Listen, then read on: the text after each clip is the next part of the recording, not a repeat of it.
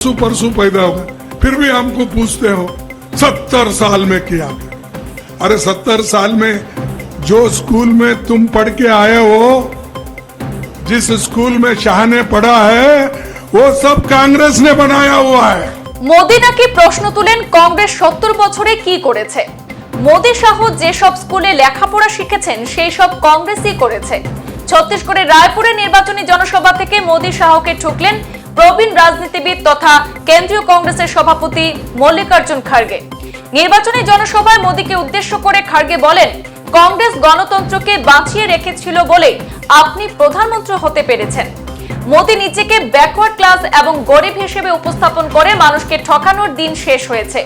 খুব সীমিত সময়ের মধ্যে মোদি শাহের মতো গরিবদের হাত থেকে ক্ষমতা ছিনিয়ে এনে আজকে দিনকে ঝেড়ে ফেলে পুরানা দিনেই ফিরতে মুখিয়ে রয়েছে দেশবাসী।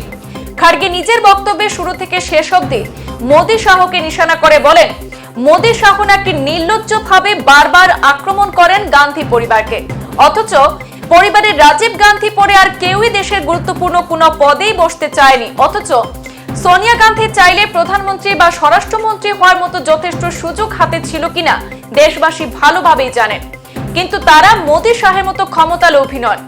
গান্ধী পরিবার বহু উপযুক্ত ব্যক্তিত্বকে মূল্যায়ন করেছে।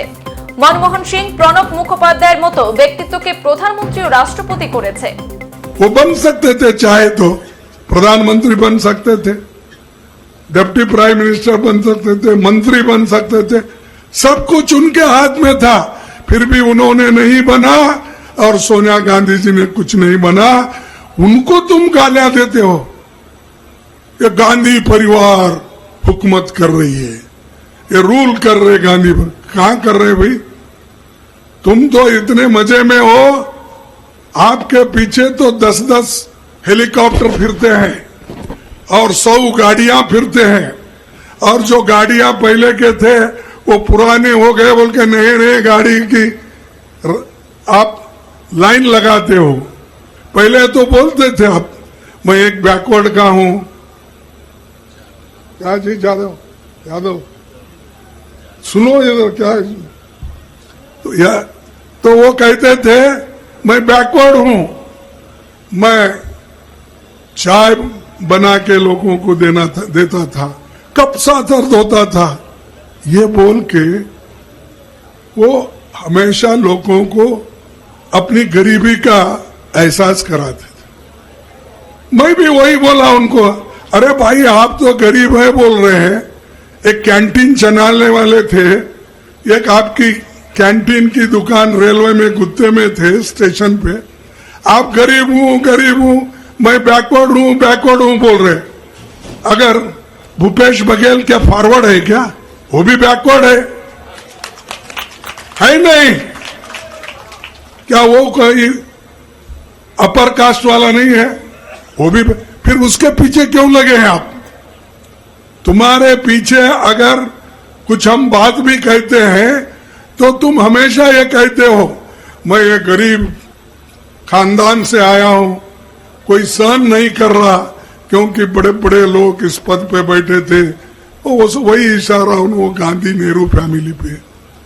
अब अगर आप बैकवर्ड है, आपको इसलिए बिठाना, तो भूपेश बघेल को भी उसी वास्ते बिठाना चाहिए, क्योंकि हमारे गवर्नमेंट में 4 चीफ मिनिस्टर है, उसमें से तो 3 चीफ मिनिस्टर बैकवर्ड है।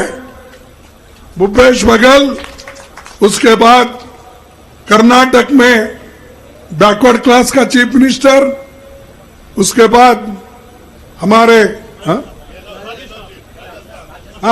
राजस्थान। हमारे पास बैकवर्ड है। तुम बैकवर्ड के नाम रोते रहते हो हमेशा। तो भाइयों, ये जो हम लोगों के लिए कुछ काम किए हैं, हम ऐसा नहीं वोट मांग रहे या कुछ किए बिना नहीं मांग रहे।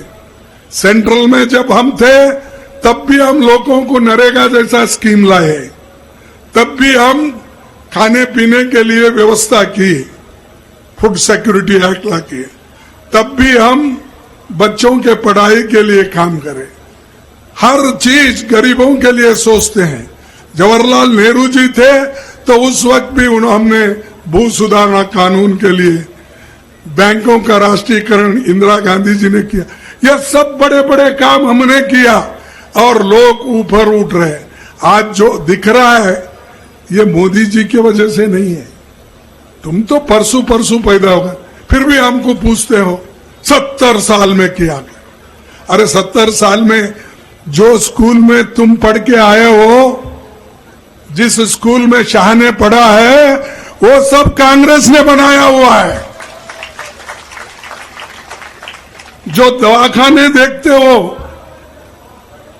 जो हॉस्पिटल्स देखते हो देहात में, जो बड़े इंजीनियरिंग कॉलेज देखते हो, जो बड़े बड़े मेडिकल कॉलेज देखते हो, ये किसकी देन है? कांग्रेस की। और हमको पूछ रहे हो तुम क्या? अरे तुम 9 साल में क्या किए बताओ?